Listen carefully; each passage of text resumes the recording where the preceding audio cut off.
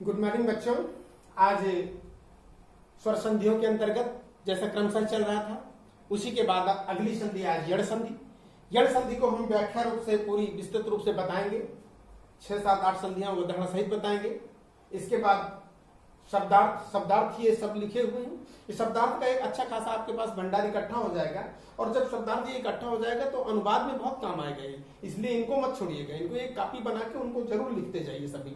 चलिए आज शुरू करते हैं फिर यड़ संधि। यड़ संधि का सूत्र क्या होता है? इको यड़च। इको यड़च, इक के बाद यड़ आता है, लेकिन इक के बाद यड़ कब आता है ये जानना बहुत जरूरी है। यदि इक के अंतर्गत, जैसे हमने माहेश्वर सूत्र पहले बता दिया था, माहेश्वर सूत्र में इक के अंतर्गत कौन कौन से वर्ड आते हैं? ई, उ, री, लृ। यदि इनके समान वर्ड ना आए, असमान वर्ड आए, कोई भी असमान वर्ड आ जाए, ई के बाद कोई भी असमान वर्ड आ जाए, यहां पर हमने डॉट डॉट डॉट से दिखा दिया है। उ के बाद कोई भी असमान स्वर आ जाए, री के बाद कोई भी असमान, लृ के बाद कोई समान मतलब ना हो, जैसे तो वो दीर्घ संधि हो जाएगी। अगर ई के बाद ई आ जाएगा तो दीर्घ हो जाएगी, लेकिन ई के बाद कोई भी असमान, आ, ई, उ, री कुछ भी आ जाए तो ई के बाद कोई भी असमान वर्ड आए तो या हो जाएगा ई का या। सीधे से याद रखिए, ई के समान यदि ई नहीं आया है तो ई का या हो जाएगा। उ के बाद यदि उ नहीं आया है तो उ का वा हो जाएगा। री के बाद यदि री नहीं आया है तो री का रा हो जाएगा। री के बाद लृ नहीं आया है तो ला हो जाएगा। ठीक, अब इसके बाद तो इक का यड़ हो जाता है। सीधे से इको यड़च, इक का यड़ हो जाता है। अब कैसे? व्याख्या हमने कर दिया, इक के बाद इक वर्ण ना आवे तभी यड़ होगा। यदि इक के बाद इक वर्ण आ जाते हैं, यानी कि ई के बाद ई आ जाएगा तो बड़ी ई हो जाएगा, यानी कि दीर्घ, वो दीर्घ संधि हो जाएगा। इसलिए यहां पर यह ध्यान देना बहुत जरूरी है। अब उदाहरण देखिए। उदाहरण पहले दध्यत्र। अब दध्यत्र में दधि धन अत्र, तो दधि यहां कैसे ये विग्रह करने में या विग्रह से संधि करने में बहुत काम आता है। अगर ये आपको सही से व्याख्या करने, इसको अलग अलग करना आता है तो बहुत आसान हो। जैसे दध्यत्र, दधि धन अत्र, दधि या यहां पर लिखा हुआ है, इसका मतलब इसमें ई लगेगा। जैसे दधि धन अत्र, यहां पर दध्यत्र में दधि धन अत्र, धी में छोटी ई की मात्रा है, इधर आ है तो ई धन आ। ई के बाद आ कोई भी है तो क्या हो जाता है? या। तो ई धन आ बराबर क्या हो गया? या हो गया। या के नीचे हलंत लगी है, मतलब ये आधा या होगा। तो दधि, यहां पर दध, फिर इस यहां से निकल आया, इसके बाद आ और इसके बाद त्र लिखा हुआ। यहां पर बहुत ध्यान देना, दध धन ई धन आ धन त्र। तो ई धन आ से या हो गया और दध आधा धा, आधा धा, द आधा धा, फिर या त्र, तो मिलाकर क्या बना? दध्यत्र। अब आपकी समझ में आ गया होगा। इसी तरह अगली देखिए, मध्वरी, मधु धन अरि। मधु में भी उसी तरह करी, जैसे मधु, मधु, मधु और उ अलग कर लिया, धन आ, इधर आ लिखा हुआ, री, मध उ धन अ धन री।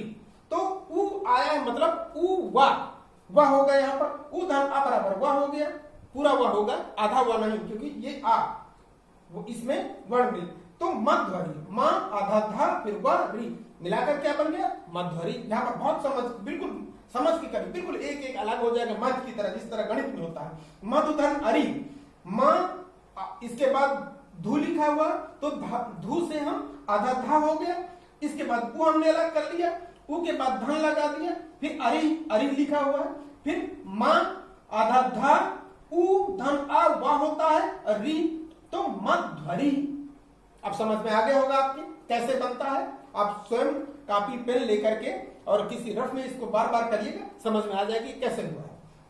साध्विति।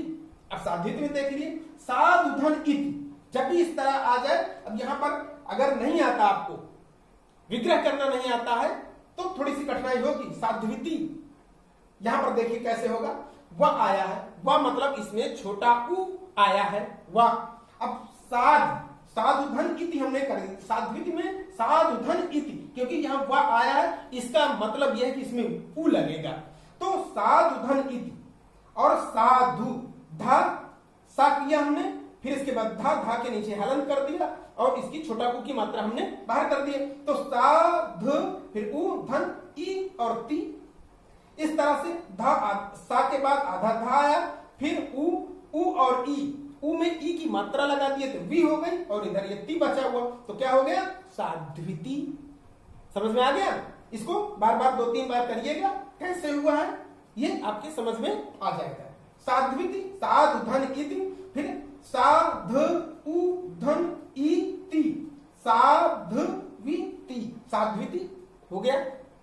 धातृंसा देखिए, अगला है धातृधन अंशः, धातु धन री, धन अंशः, और री से हमने क्या बताया था, कोई भी इसके बाद कोई भी समान वर्ण ना आए, कोई अलग है तो री के बाद आया आ, तो री का क्या हो जाता है, र। उसी तरह धातृंसा हो गया। अब इसी तरह सवित्रुदय, अब सवित्रुदय यहां बीच में उ आया तो मतलब वा आएगा इसमें, तो सवित्रु आया, सवित्रुदय, सवित्र धन उदय, सवित्र धन री धन उदय।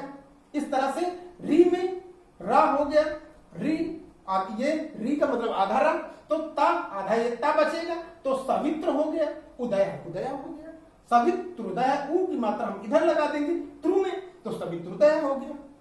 इसी तरह लाकृति, लृ धन आकृति इसका होता है, इसका संधि विच्छेद लाकृति का होता है, लृ धन आकृति, तो ल से हमने री निकाल लिया और आकृति हो गया, लृ धन ला, री का रा हो गया, तो इस तरह से लाकृति हो गया।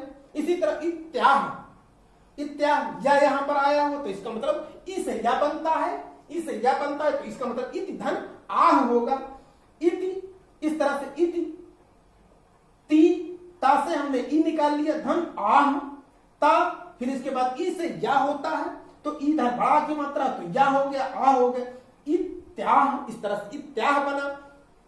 इस तरह से कॉपी पेन लेके जब रफ में करेंगे, बार बार करेंगे इसको, तो 2-4 बार में समझ में आएगा। ये जरूर करिएगा वरना भूल जाएंगे कैसे होगा। इसी तरह से गुरु आदेश, गुरु धन आदेश, गुरु यहां पर वा आया, इसका मतलब छोटा ऊ की मात्रा इसमें लगी हुई है, गुरु आदेश, गुरु धन आदेश, गुरु उ धन आदेश। इस तरह से रा और उ, ये ऊ का वा हो गया, ऊ का जब वा हो गया, इधर बड़ा की मात्रा है, इधर ये रा, तो रा हम ऊपर लगा देंगे, और ये ऊ वा बड़ा वा हो गया, देशा, गुरुवा देशा हो गया। इसी तरह शिष्वैक्यम,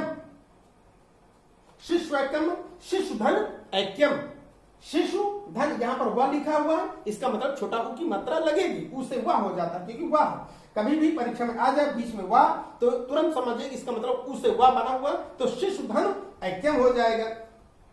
ऊ धन ऐ बराबर वह ऊ का ऊ से वा हो गया, ऐ की मात्रा लगा दिया, तो वह हो गया। इसी तरह से शिष्वैक्यम हो गया, क्या बना, शिष्वैक्यम, शिशु धन ऐक्यम, शिशु में शु में छोटा ऊ, आगे धन ए, तो शिशु ऐक्यम हो गया।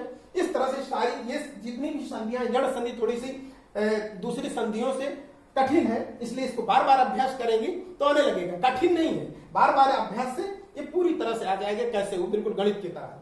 ठीक, इसके बाद शब्दार्थ देखिए। इसके बाद आजा, आजा माने क्या होता है, बकरी, वसुधा माने भूमि पृथ्वी, सुधा, सुधा माने अमृत होता है, तंडुल, तंडुल माने चावल होता है, दुग्धम दूध, सतम सव, भ्रम घूमना, भ्रमण करना, भ्रम मतलब भ्रमण करना, घूमना, रूह चढ़ना, आरूह उसी तरह चढ़ना, त्यज माने छोड़ना, वस माने रहना, नी माने ले जाना, ह्री माने मांगना, दंड माने दंड देना, रुद्ध माने रोकना, ची माने चुनना, ब्रू माने बोलना, शास माने बताना, मत माने मथना, मुश माने चुराना।